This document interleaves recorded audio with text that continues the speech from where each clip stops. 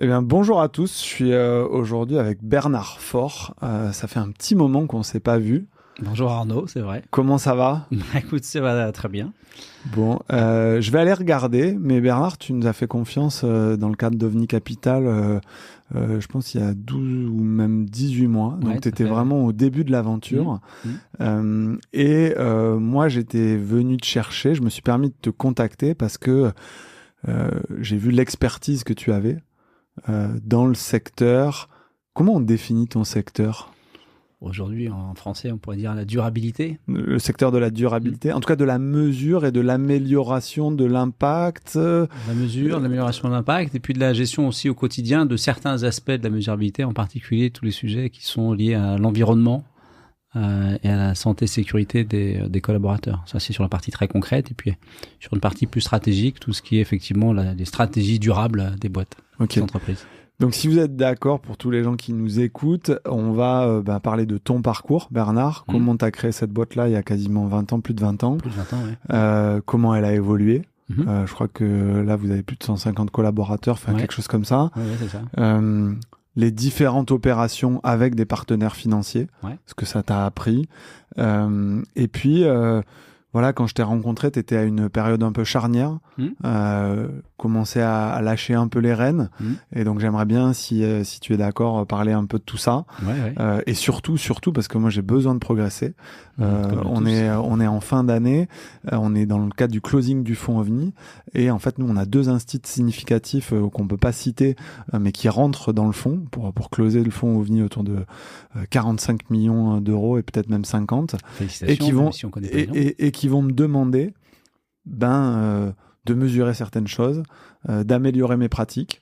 Je crois que tout ce qui est CSRD, etc., ça fait partie de tes domaines de compétences. Donc, Tout à fait, ouais. donc, je prends aussi ce podcast comme une masterclass et je suis ravi parce que on revient à la raison initiale de nos premiers échanges sur ces sujets-là. Ça te va comme programme? C'est parfait. Bon, génial. Est-ce que, moi, je fais assez simple. Hein. J'ai un associé qui est un des rois du podcast en France, qui s'appelle Mathieu Stéphanie, et qui demande tout simplement à ses invités de se présenter.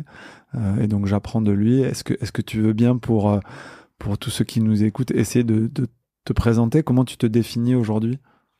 Bah écoute, avec plaisir pour me présenter, me définir, je sais pas, mais me présenter en tout cas, bien sûr. Donc je suis Bernard Faure. Je suis en termes de business le créateur d'une boîte qui s'appelle Tenaxia, le co-créateur en fait parce qu'on est deux. J'ai un parcours d'études d'ingénieur, puis de travail dans des grands groupes, puis une PME mayonnaise qui est devenue un beau groupe depuis. Qui s'appelait Séché, et suite à ça, en fait, j'ai eu la volonté de créer une boîte parce que quand je travaillais chez Séché, j'avais identifié un certain nombre de besoins chez nos clients. Séché, c'est une boîte de traitement de déchets, donc j'avais identifié un certain nombre de besoins liés à ces sujets-là dans les entreprises, besoins qu'on pouvait probablement adresser par du software, et donc j'ai décidé en 2000 de quitter Séché pour créer cette entreprise. Donc ça, c'est pour la partie professionnelle. Je raconterai après où on en est sur Tenaxia. Et sinon, je suis marié, père de 4 garçons, dont un entrepreneur. Et voilà. Et puis, très heureux de tout ça. Génial. T'étais quand même sacrément précurseur, il y a 20 ans, pour aller sur ces sujets-là. On parle beaucoup de time to market, mais t'étais un peu trop en avance, non? Ouais, c'était très tôt. Ouais, c'était très tôt, et c'est vrai que mais ça m'a pris un truc en particulier, c'est que dans le business, ça sert à rien d'essayer de convaincre. Faut plutôt identifier les clients qui sont sensibles à ton message, parce qu'au début, effectivement, c'était tôt, et donc au début, j'ai cherché à convaincre les gens, tu vois, pour gagner des clients. Et en fait, tu perds une énergie démente en faisant ça, alors que quand tu expliques ce que tu peux faire, ce que tu peux apporter, et que tu repères les gens qui sont ouverts à ça, tu passes plus de temps avec eux, et là tu gagnes des contrats en fait. Donc certes, j'ai démarré tôt, enfin on a démarré tôt avec Maxime, c'est sûr, mais finalement ça nous a déjà assez rapidement appris cette leçon-là, quoi. Et peut-être pour revenir à cette époque-là, donc vous avez développé un logiciel dès le départ. Ouais. Le cloud, ça n'existait pas. Non, mais alors on expliquait que c'était un logiciel en mode SaaS. On précisait à chaque fois que c'était en mode SaaS. Et effectivement, il y avait beaucoup d'entreprises qui, au-delà du fait qu'un logiciel pour ça, c'était pas forcément leur sujet, en plus, disaient mais attendez, non, le logiciel en mode SaaS, c'est pas jouable. Nous, on veut un truc chez nous, quoi. On-premise, c'est comme ça qu'on dit, à l'époque, ou même dans des serveurs, mais ok. Ouais. Et est-ce que tu peux me parler de ton associé que moi j'ai jamais rencontré? Maxime, ouais, bien sûr. Comment s'est fait cette association? Pourquoi? Et comment vous êtes complémentaires, je suppose? Oui. Alors, en fait, donc moi, j'ai 9 ans de plus que lui et on avait fait la même école. Et j'avais organisé des réunions entre certains anciens, un peu créateurs d'entreprises et tout ça, et la filière entrepreneur de l'école. Et donc, mais j'étais à ce moment-là encore chez Séché, mais en préparation de la création de Tenaxia. Et il se trouve que Max est venu à ces réunions. Il m'a dit, écoute, moi je suis dans la filière, je suis étudiant, donc il a 9 ans de moi, il était encore étudiant. Mais il m'a dit, par contre, travailler dans un groupe, ça m'intéresse pas. J'ai envie de travailler dans une ambiance un peu différente. Sur les sujets environnementaux, je trouve ça cool. Donc si tu veux, je peux travailler avec toi. Et donc, un peu interloqué. Max avait un profil très développeur, en fait, moi pas du tout. Et donc, je lui dis, écoute, pourquoi pas, on peut essayer, et puis on verra bien si ça marche, quoi. Donc, on a essayé quelques mois, et puis au bout de 4 mois, on a dit, bon, en fait, je pense qu'on s'entend bien, je pense qu'on peut faire du business, donc on y va tous les deux. En termes de personnalité, toi, donc, tu es celui qui a évangélisé, qui a fait les ventes, qui a géré les ressources humaines, et lui... plus le produit, la tech, c'est comme ça que vous vous êtes répartis un peu les rôles? Oui, c'est ça. Maxime, c'est vraiment la tech. C'est-à-dire, pour résumer, il a rendu possible les idées que j'avais en tête. Voilà.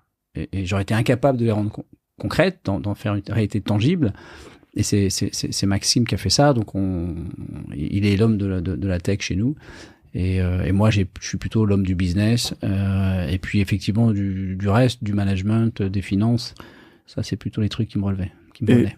Et concrètement, rendre tes idées possibles, ça correspond à quoi comme produit? Et peut-être, est-ce que tu peux nous parler, parce que moi j'aime beaucoup le produit, de l'évolution de produit en 20 ans? Parce que j'imagine qu'entre la proposition de valeur de départ et l'outil que vous avez aujourd'hui, qui est une des références sur le marché, vous avez eu beaucoup d'itérations et de V, V1, V2, V3. V1, V3, V4, etc.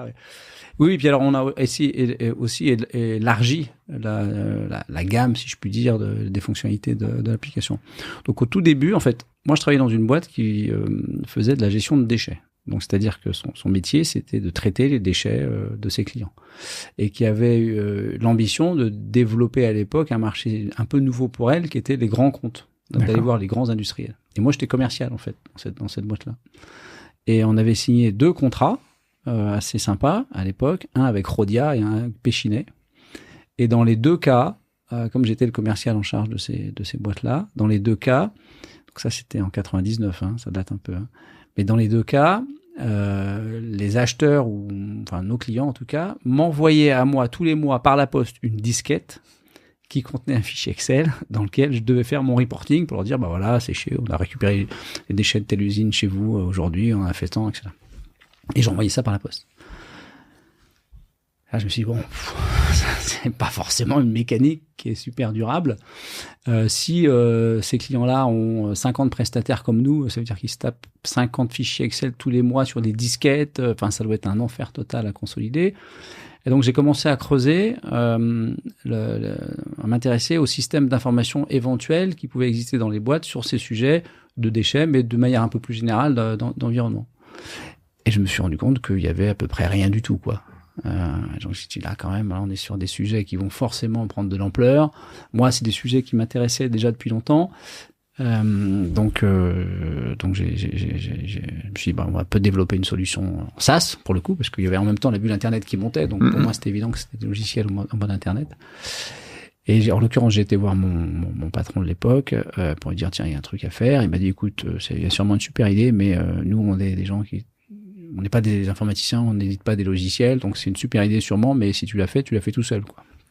Tu l'as fait pas dans la boîte. Il s'en mord les doigts aujourd'hui? Non, pas du tout. Bah non, c'est une réussite incroyable. Oui. Séché, c'est une réussite magnifique, industrielle, mais magnifique.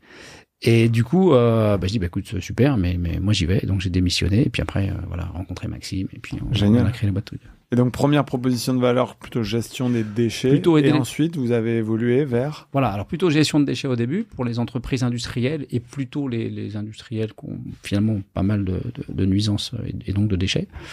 Et puis finalement, on a élargi ça effectivement assez vite vers un autre aspect, c'était permettre aux clients de connaître les réglementations environnementales qui s'appliquaient à eux. Parce que là, c'est pareil. Tu avais beaucoup de réglementations environnementales déjà, beaucoup moins qu'aujourd'hui, mais néanmoins beaucoup quand même. Et en fait, c'était très compliqué pour les entreprises de suivre ça. Donc, on a essayé de créer un deuxième module, si je puis dire, pour ça. Puis petit à petit, on a étendu le sujet à ce qu'on appelle l'HSE, donc santé, sécurité aussi. On a rajouté ensuite l'énergie, la sûreté, malveillance. Et puis, on s'est dit, en fait, il y a un sujet, bien sûr, c'est la connaissance réglementaire, mais il y a aussi la conformité réglementaire, mais il y a aussi simplement tes process. T'as beau être conforme, tu peux très bien être à risque. Tu vois, tu es dans une île, tu as des camions qui viennent, ils ont beau être parfaitement en règle, ils n'empêchent qu'ils roulent, ils vont traverser la route. Par exemple, tu as des ponts roulants, ils ont beau être aux normes, c'est quand même un peu dangereux. Tu manipules des produits chimiques, etc. Donc, on a décidé, observant que c'était les mêmes personnes qui, dans les entreprises, géraient ces sujets réglementaires, on a décidé de compléter l'offre avec un sujet de risque. Oui, parce qu'une fois que tu as le pied chez le client, ce genre d'upsell, c'est quand même beaucoup plus facile. Bah oui. Il est content, tu développes, voire tu co-développes avec eux, tu peux co-créer la solution. Oui, c'est alors comme ça que vous avez fait ? Oui, alors ça, on a toujours fait ça, et on a toujours fait ça dans un cadre un peu spécifique, et vraiment ça, c'est une expertise qu'on a su, je pense, développer, c'est les clubs clients. On a toujours fait des clubs, alors on appelait ça le club Tenaxia, qui étaient vraiment des moments de recherche partagée. On a toujours fait travailler les clients avec nous sur le produit, quel type de fonctionnalité il faudrait avoir demain, qu'est-ce qui fonctionne pas bien aujourd'hui, etc. Donc pour nous, les clubs clients, ça a toujours été des clubs dans lesquels il y avait un aspect commercial, mais dans lequel il y avait surtout un aspect réflexion produit. Ça a été vraiment un grand marqueur, et donc on a fait beaucoup de développement effectivement dans le cadre de ces réflexions-là. C'est quoi les étapes un peu majeures dans le développement de la société, 50 salariés, 100 salariés, des espèces de paliers de chiffre d'affaires? Est-ce que vous avez eu des moments particulièrement charnières ou ça a été finalement assez linéaire? Non, il y a eu des moments charnières, mais que c'est pas tant finalement le nombre de personnes. Il y a peut-être un seuil un peu spécifique, mais sur lequel je vais revenir, mais c'est pas tant le seuil de personnes, c'est plutôt la vie de la boîte elle-même et le marché, en fait. Nous, en fait, il y a eu la création en 2001, une belle croissance, la difficulté de 2008, comme tout le monde, mais qui a vraiment été assez violente parce que à l'époque, on avait une clientèle que d'usines, que de sites industriels, et les sites industriels à cette époque-là, ils sont tombés à moins 30, moins 40% en production, donc inutile de dire qu'avoir des nouvelles commandes, c'était peine perdue. Donc on a vécu ça c'était un petit peu dur.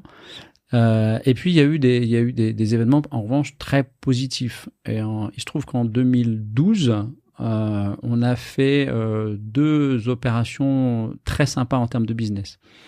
D'abord, il y avait un logiciel pour le coup sur les déchets qui était on-premise, qui s'installait chez les clients d'un concurrent qui a souhaité finalement arrêter cette activité, et on l'a récupéré. Et on a basculé finalement quasiment tous ces clients historiques, et il y en avait un paquet, sur Tenaxia.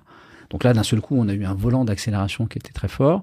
Et en parallèle, sur le sujet réglementaire, il y avait aussi une société qui avait un bon portefeuille de clients, qui avait aussi un outil qui s'installait sur les serveurs, voire même sur les ordis des clients, et qui a fait la même chose. Alors, on n'a pas racheté la clientèle. Par contre, on a fait un partenariat avec eux, et d'un seul coup, on a eu accès à un gros volant de clientèle nouveau. Donc, pour nous, il y a eu des moments un peu charnières. Ça, c'en est un. Donc, c'est quoi? Tu doubles ou tu triples ta base client grâce à ce genre d'opération? Ouais, tu la doubles. Ok. Tu la doubles en un instant, en fait. Et Maxime, à ce moment-là, il tient le choc? Comment il fait?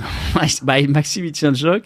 Il se rend compte qu'effectivement, il y a peut-être certains aspects de l'application qu'il va falloir un petit peu rebooster parce que, il patch. Il redéveloppe des trucs. L'équipe se construit. Et 2012, c'est une année aussi importante parce que c'est aussi une année dans laquelle on a vraiment démarré notre activité RSE, parce qu'on en avait une un petit peu avant. Mais en 2012, on a décidé de travailler avec un monsieur qui s'appelle Bertrand Demier, qui nous a ensuite accompagnés tout le temps, qui a pris sa retraite, mais qui a été ensuite le patron RSE de Tenexia, et qui avait une connaissance très très très fine de ces sujets, qui en a encore une très fine, hein, et qui donc nous a vraiment aidé à construire une vraie offre sur la RSE, et donc d'aller depuis ce côté HSE que j'expliquais vers la durabilité en général. Et ça, c'est vraiment à Bertrand qu'on le doit. Et ça, c'est 2012 aussi. Donc tu vois, en fait, il y a des moments charnières, et 2012 en est un. Qui est un beaucoup plus gros sujet. C'est-à-dire que vous êtes parti d'un sujet sur lequel vous êtes devenu un des experts et un des leaders pour finalement aller sur un sujet beaucoup plus gros en capitalisant sur cette expérience-là. C'est ça. Et en adjoignant une nouvelle expérience qu'on n'avait pas. Ok. Qu'on n'avait pas assez. Donc ça, c'est des moments charnières. Et puis il y a aussi des rencontres. Et il y en a une qui est très belle en 2008. Et c'est important parce qu'ensuite, cette personne m'a accompagné tout le temps. C'est Bernard Bourigeaud. Bernard Bourigeaud, c'était le fondateur d'Atos et de Worldline. Donc c'est quand même un monsieur qui est à l'origine de 2 boîtes magnifiques. Hein. Même s'il y a des déboires aujourd'hui qui dépendaient évidemment pas de lui. Mais c'est un monsieur qui avait un sens du business incroyable, qui était ultra humain. Et en fait, il a été mon mentor entre 2008 et 2010, dans le cadre de l'Institut du mentorat, qui est comment dirais-je, une organisation, mais plus que ça, peut-être pas une entité de formation, mais un cycle, on va dire, organisé par la CCI, qui permet à des créateurs d'entreprises qui ont déjà une entreprise d'une certaine taille. Je crois qu'il fallait à l'époque faire au moins 1 million d'euros de chiffre d'affaires, donc c'était pas forcément énorme, mais enfin il fallait déjà ça, d'être accompagné pendant 18 mois par quelqu'un qui est beaucoup plus expérimenté, qui fait ça bénévolement, avec un agenda assez rigoureux, c'est-à-dire qu'il fallait se voir au moins une demi-journée tous les mois, avec un agenda, un compte-rendu à faire, etc. Donc c'était quelque chose de très structuré. Moi, j'ai eu la chance d'être accompagné par Bernard, ce qui était juste incroyable. Et on est resté très proches ensuite. Ensuite, il a investi dans la boîte. Ensuite, il a renforcé son accompagnement, et il est devenu même président du conseil de surveillance, sachant que malheureusement, il est décédé en décembre dernier. Mais ça a été, voilà. Donc il y a des moments charnières dans la vie de la boîte. Voilà, ça, c'est pour donner quelques exemples. 2008, 2012 sont des moments importants. Pour toi, un mentor comme ça change complètement la trajectoire de la société. Ouais. Sans aucun doute, ouais. À condition d'être réceptif à ça. Bien sûr. Et à condition d'avoir une relation aussi d'égal à égal. C'est-à-dire qu'à aucun moment Bernard a eu une position qui consistait à me dire fais ci, fais ça, jamais de la vie. C'est-à-dire il t'aidait à te poser les bonnes questions. Ouais, ou plutôt on pourrait dire ça effectivement d'un côté, et d'un autre côté c'est quand j'avais des sujets, quand j'étais un petit peu dans le flou, ou quand j'avais des sujets qui me tracassaient un peu, mais j'étais pas forcément il allait au bout des choses. Toi, il éclaircissait un peu comme s'il dissipait les nuages, quoi. D'accord. Plus quelqu'un qui communique une énergie dingue. Ok, donc par moment, quand toi, t'es dans un moment de creux, il te pousse. Moi, j'ai repris cet exemple, je crois, une fois ou deux dans le cas du podcast, où je dis, en 2021, avant de lancer OVNI, je vais voir Julien Coulon, mon associé d'OVNI, hein, et je lui dis, j'en suis là, etc. Et il me dit, non mais t'as fait le plus dur, là, faut que tu t'accroches, ça va le faire, etc. Ouais. Et évidemment, à ce moment-là, il me ment, parce que 2 ans et demi de roadshow en agrément AMF, je viens de le passer le plus dur. Mais cette petite phrase, elle te donne effectivement le petit regain d'énergie qu'il faut pour transformer l'essai. Ouais. Écoute, c'est une belle façon, je trouve, de souligner l'apport qu'il a eu, et je te remercie de le partager. Et tu m'avais déjà parlé de lui la première fois qu'on s'est vu. C'est un modèle dans lequel je crois beaucoup, moi, ce mentorship, où nous, on fait ça avec des operating partners.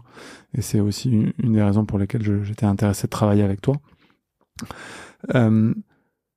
Après, il y a eu d'autres événements importants. Vas-y, alors, c'est quelle année ? Et par rapport à ta question sur le sujet financier, nous, on a été accompagnés en 2005 par un petit fonds, mais qui avait mis un peu de sous, mais ça nous avait aidé quand même à faire quelques embauches. En 2008, juste avant la crise, ce qui était pas mal, on s'est... alors, le premier fonds s'appelait Emertech. Avant la crise, on fait rentrer dans notre capital Arkea Capital, qui est un actionnaire qui a été vraiment capable de travailler dans la durée. Non, mais en gros, ils sont restés quasiment 15 ans à tes côtés. Ils sont restés 15 ans. Non, mais c'est ça. En fait, ils sont restés 15 ans. Donc, c'est 23, ouais. Et actionnaire de long terme. Actionnaire de long terme. Qui t'a terme. permis de passer certaines époques pas faciles, notamment comme 2008. Notamment 2008, voilà. Et après, tu as travaillé avec d'autres acteurs. Et après, plusieurs opérations. C'est ça. Et ensuite, on a fait une opération qui nous a un peu indiqué une nouvelle route quelque part. C'est avec Omnes, devenu Illico, là. Et là, par contre, c'est un LBO. Donc, on a changé, minoritaire. Hein. On était toujours Max et moi complètement majoritaires dans la structure. Ça, c'était fait en décembre 2020. Et il était prévu que, globalement, ça dure 5 ans. Et en fait, ce qui s'est passé, c'est que dès 2022, début 2022, le sujet de l'ESG, parce que c'est aussi une autre manière de nommer ce qu'on fait, a pris tellement d'importance que, d'une part, j'ai été sollicité comme jamais j'avais été sollicité avant par des fonds, y compris beaucoup de fonds, des gros fonds, y compris des gros fonds américains, beaucoup. Et donc là, quand même, c'est un peu surprenant quand tu es un entrepreneur français qui a jusqu'à présent jamais été vraiment sollicité qui le devient. Et puis, en parallèle de ça, on voit le marché qui va énormément changer. On voit des startups qui naissent sur ce type de marché, qui lèvent des fonds importants. On voit qu'il y a une réglementation, tu parlais de la CSRD tout à l'heure, qui pointe son nez et qui va complètement avoir un impact très fort sur le marché. On voit tout ça et on se dit à ce moment-là avec Max, le marché devient tellement fou que c'est peut-être l'occasion de répondre positivement aux sollicitations nouvelles et nombreuses qu'on a des fonds. Donc il y avait une sorte d'alignement de planète et je trouve qu'il y a un fonds, en l'occurrence c'est Marlin, qui s'y est vraiment bien pris, où le contact a été très très bon, et donc naturellement, notamment en discutant avec Bernard Bourigeaud, naturellement on a considéré que c'était une bonne idée de faire une opération avec eux. Et à ce moment-là, on a aussi considéré que c'était une bonne chose de faire une opération majoritaire, ce qui était très nouveau pour nous, c'est-à-dire finalement de céder la majorité de Tenaxia. Donc 22 ans après la création, on a pris cette décision-là. Et on a pris cette décision-là parce qu'on a considéré que si on voulait vraiment demain dans ce marché être un consolideur et non pas un consolidé, il fallait avoir vraiment les moyens, la capacité de faire.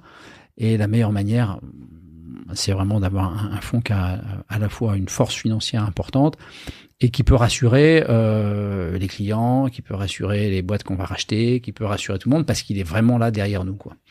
Et comme le contact était bon, on a fait cette opération-là. Et ça a été fait en mars 2023, donc c'est aussi une date vraiment très importante pour nous. Et ensuite, tu parlais des étapes clés. Il y a une étape clé, c'est cette année, en 2024, début 2024, avec l'acquisition de Trace, sur un sujet qui nous manquait en fait. C'est le carbone. Nous, on savait faire beaucoup de choses sur le pilotage RSE, mais et y compris sur le carbone, mais pour aller vraiment plus loin, il fallait soit redévelopper quelque chose de nouveau, soit faire l'acquisition d'une société qui avait la tech correspondante. Et là-dessus, le partenariat avec le fonds te permet d'aller plus vite, de gagner du temps. Exactement. Et d'intégrer. On n'aurait probablement pas fait l'opération Trace si on n'avait pas eu Marlin derrière nous, ça c'est certain. Tu as dit 2 fois le contact était bon.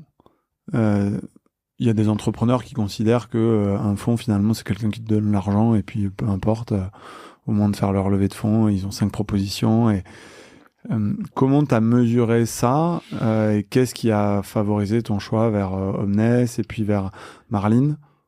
Les interlocuteurs que tu avais face à toi? Oui, c'est les interlocuteurs. C'est vraiment ça. Ça, c'est l'humain, c'est les interlocuteurs. Chez Omnes, c'est pareil, un très très bon contact. C'est quoi, ils avaient une très bonne compréhension de ton business? Tu sentais qu'ils pouvaient t'accompagner sur les étapes d'après? Qu'est-ce qui a été le déclencheur pour toi? D'abord, bon contact humain en soi, déjà, ça fait, parce que le feeling, ça fait beaucoup. Et puis ensuite, des gens, oui, tu as vraiment l'impression qu'ils comprennent ton business, qu'ils sont capables de comprendre ton business et qu'ils sont capables de t'apporter quelque chose. Alors évidemment, on attend beaucoup plus d'un actionnaire majoritaire que d'un actionnaire non majoritaire, ça c'est normal. Mais oui, c'est ça. Et en fait, on n'a pas fait de process, nous. On n'a pas engagé une banque d'affaires pour faire appel à voilà. Ça s'est fait vraiment intuitu, personnel, quoi. Dans les 2 cas. Génial. Tu peux parler de cette acquisition? Il y a 80%, je crois, des fusions-acquisitions qui se transforme par finalement de la destruction de valeur. C'est assez rare que les fusions-acquisitions créent de la valeur. Aujourd'hui, j'ai l'impression que vous, ça en crée. Ça a été quoi votre clé là-dessus? Est-ce que c'est Maxime qui arrive à super bien intégrer la tech avec ses équipes et qui met une roadmap commune? Est-ce que c'est le bon fit humain? Qu'est-ce qui fait que cette intégration est aujourd'hui un succès? Avant de parler de ça, il faut aussi, dans les étapes clés, continuer de préciser une dernière étape clé, qui est le fait que suite à cette opération de 2023, on a aussi programmé avec Marlene le fait de recruter un DG et que moi je prenne de la distance et que je devienne président du conseil de surveillance, ce que je suis aujourd'hui. Et donc ça veut dire que y a un nouveau DG qui est arrivé au mois de juin dernier. Et donc finalement l'intégration dont tu parles, elle a lieu, elle est pilotée sur le terrain par ce nouveau DG. Parce que c'est quelqu'un qui sait faire. Tu peux le citer. Oui, Julien Victor. Il a cette expérience-là, lui, historiquement, et il est poussé par le fond. Il a cette expérience-là. Il est effectivement, alors poussé, je ne sais pas si on peut dire poussé, mais en tout cas, il travaille dans le cadre d'une boîte qui effectivement est backée majoritairement par le fond. Et donc, c'est lui qui, aujourd'hui, pilote complètement l'intégration. Et l'intégration, évidemment, c'est des opérations qui sont assez délicates, puisque tu as comme deux entreprises qui se rejoignent, même si l'une est effectivement beaucoup plus grosse que l'autre. C'est quoi les comparables à peu près en termes de chiffre d'affaires, nombre de collaborateurs, si tu peux communiquer dessus? Oui, on est à peu près 180 aujourd'hui, et sur les 180, il y en a une trentaine qui viennent de Trace. Oui, donc c'est plus facile comme intégration que si tu es 180 et que c'est 90 et 90 quand même. Ouais, c'est plus facile. C'est certainement plus facile. Mais disons que ça engendre. Tu as deux plateformes techno, donc comment tu les fais parler ensemble. Il y a des fonctions qui existent, qui sont très performantes chez l'un, qui existent moins chez l'autre. Donc ça, c'est assez facile à gérer. Mais il y a aussi des sujets qui sont un peu plus compliqués. Mais effectivement, aujourd'hui, clairement, on crée de la valeur. On travaille pour créer de la valeur. Pour les clients, parce que c'est ça en fait l'essentiel. Demain, on a une capacité de traiter la durabilité de manière plus large que ce qu'on avait avant. Donc ça, c'est absolument déterminant pour nous. Un de nos moteurs, nous, quand on investit, c'est de prendre des sociétés très internationales dès le premier jour. Ouais. Toi, dans votre parcours, vous avez d'abord été franco-français. Et on est encore beaucoup franco-français. Et vous êtes quoi, 80%? Ouais, 95%. Okay. C'est-à-dire qu'on a beaucoup d'utilisateurs partout dans le monde. On a des utilisateurs dans 120 pays. D'accord. Mais dont les sièges et les décideurs sont plutôt français. Ouais. On a quelques clients belges, américains, allemands. Et donc, qu'est-ce que tu peux me dire de ce challenge de l'internationalisation? Qu'est-ce que ça change en termes de culture d'entreprise, en termes de recrutement? Toi qui le supervises maintenant. Ouais, alors c'est un petit peu tôt pour répondre à ta question, parce que on est aujourd'hui encore dans la phase d'intégration de Trace, d'une part. Il y a beaucoup de choses à faire sur le marché français aujourd'hui, puisqu'il y a une dynamique qui est assez folle sur ce marché-là.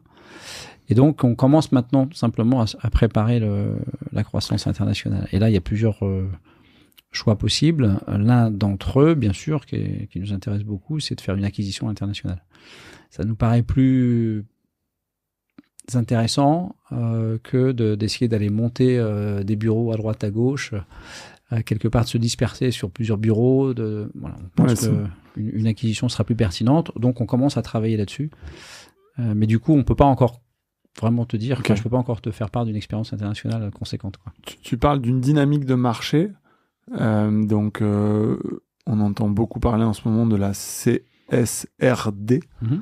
Est-ce que tu peux expliquer à tous les gens qui nous écoutent qu'est-ce que c'est? De façon assez simple, et pourquoi ça dynamise le marché ou redynamise le marché? Alors, pour faire très simple, la CSRD, c'est une directive européenne qui invite, si on peut dire, les entreprises à publier un certain nombre d'informations sur leur démarche de durabilité.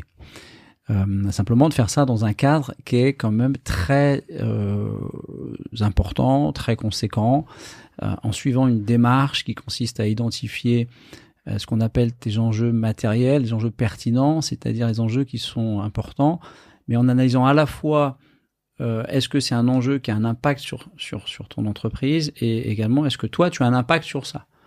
Typiquement le réchauffement climatique, c'est est-ce que c'est un enjeu pour toi, est-ce que c'est un risque parce que tu as une activité agroalimentaire avec des usines de transformation dans le sud de l'Espagne, est-ce que c'est un sujet, quoi, par exemple. Mais inversement, il y a est-ce que ton activité à toi contribue ou pas à ça. Donc il y a ce qu'on appelle la double matérialité.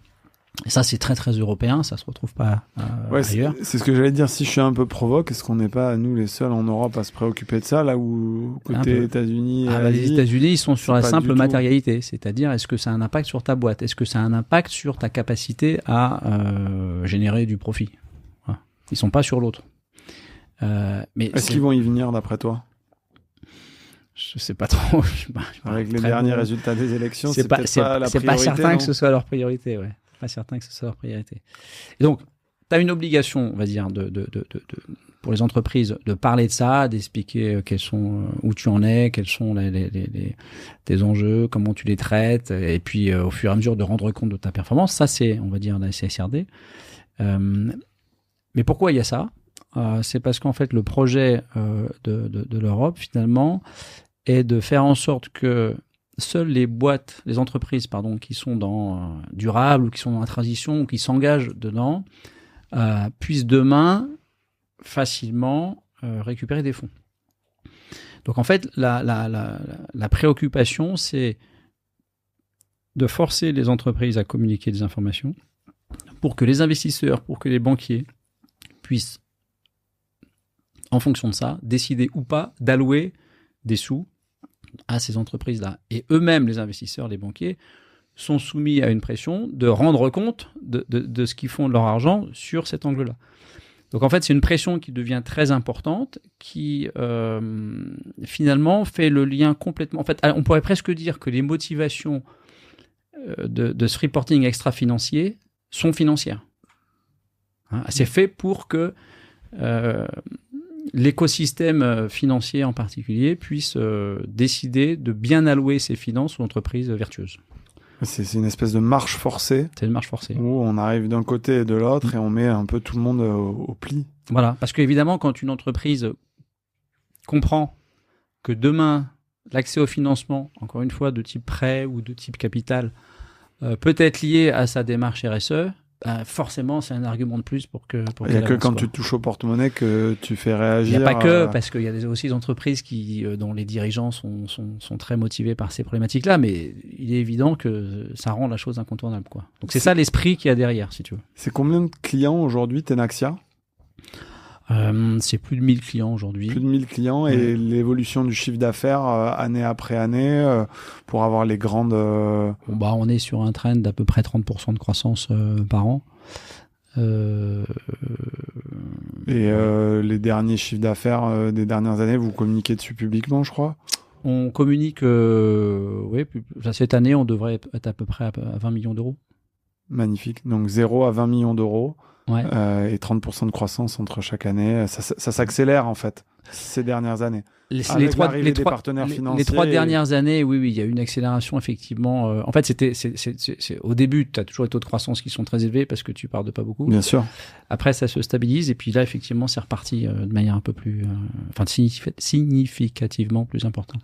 Si tu devais donner des conseils aux gens qui nous écoutent, toi qui as fait toutes ces opérations avec des financiers, ça serait quoi ces conseils ? Alors moi, j'ai fait des opérations avec des financiers, attention, dans un cadre qui ne sont pas du venture capital. Bien sûr, ouais. Voilà. Donc on est sur un modèle qui n'est pas le modèle de la start-up classique. On a quelque part un modèle un petit peu plus ancien. Moi, je pense que si on est sur le sujet financier, un conseil, en tout cas quelque chose auquel je crois, c'est qu'il ne faut pas appréhender le sujet d'une opération financière que sur le moment. Il faut l'appréhender dans la durée. C'est-à-dire, il y a ce qu'on négocie au départ et il y a ce qu'on aura à l'arrivée. Et en fait, ne jamais perdre de vue que, en fait, même si on parle de quelque chose qui a lieu maintenant, la levée de fonds, l'opération, etc., en fait, ça vise quelque chose de plus tard. Et ne jamais déconnecter les deux dans sa tête. Se dire c'est super, j'ai obtenu une super valo, je suis super content, et puis s'arrêter à ça, c'est certainement une grosse erreur. Envisager l'opération avec voilà ce que j'ai aujourd'hui, voilà comment je construis l'avenir, voilà ce que je peux espérer demain, voilà quel est le risque et comment je pourrais accélérer derrière, à mon avis c'est important. C'est un bon conseil. On le voit sur, comme tu dis, les valos dans le cadre du venture capital, où en fonction de la valo aussi que tu prends sur un premier tour, tu vas avoir plus ou moins de pression en fonction du fonds que tu sélectionnes aussi. Enfin, donc c'est vrai que c'est des choix assez structurants. Ouais. Il faut pas les sous-estimer. Puis un autre truc que j'ai découvert, mais encore une fois, peut-être que c'est un peu moins vrai dans des sociétés qui sont vraiment start-up qui grandissent très vite en perdant de l'argent, etc. Et qui sont pourtant des boîtes très intéressantes, bien sûr. Mais moi, ce que j'ai appris sur le terrain que je savais pas, c'est typiquement, à un moment donné, on peut se relever. Et mine de rien, pour le dirigeant, d'avoir conscience qu'un jour, il peut se relever. Alors, il faut que les planètes soient alignées, que l'entreprise il faut que l'entreprise gagne de l'argent, parce que sinon, ça ne marchera pas. Mais c'est quand même très intéressant. Et moi, je dis finalement, j'ai compris cette chose-là un peu tard. Alors, on a fait justement des opérations à un certain moment qui nous ont permis de nous relever avec Max. Mais c'est vraiment important d'avoir ça en tête. La vie, c'est pas que j'ai ma participation dans la propre boîte que j'ai créée ne fait que descendre. C'est pas que ça la vie, ça peut aussi être l'inverse. Pour toi, c'est important de se relever pour garder le cap, parce que finalement, c'est toi qui as la bonne vision pour rester maître à bord. Qu'est-ce que ça t'a apporté justement de remonter au capital ? Deux choses. La première, c'est qu'effectivement, tu restes maître à bord. Premier point, ça c'est clair. Et la deuxième, c'est que le jour où il y a une sortie, tu es un peu plus rémunéré de ton propre travail. En tout cas, si la boîte a bien fonctionné, tu es plus rémunéré. Donc, moi, je pense que c'est important pour ces deux raisons-là. Écoute, quand c'est possible de le faire. Merci de le partager aussi clairement. Si on garde quelques minutes pour échanger, nous, on s'est rencontrés à quelques pas de l'Opéra une première fois. On a d'abord parlé de tous ces sujets-là.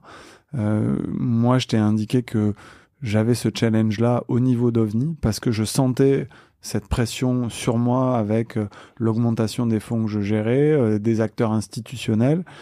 J'avais eu quelques échanges. Tu sais que je suis proche de Rachel Delacour qui a monté Sweep.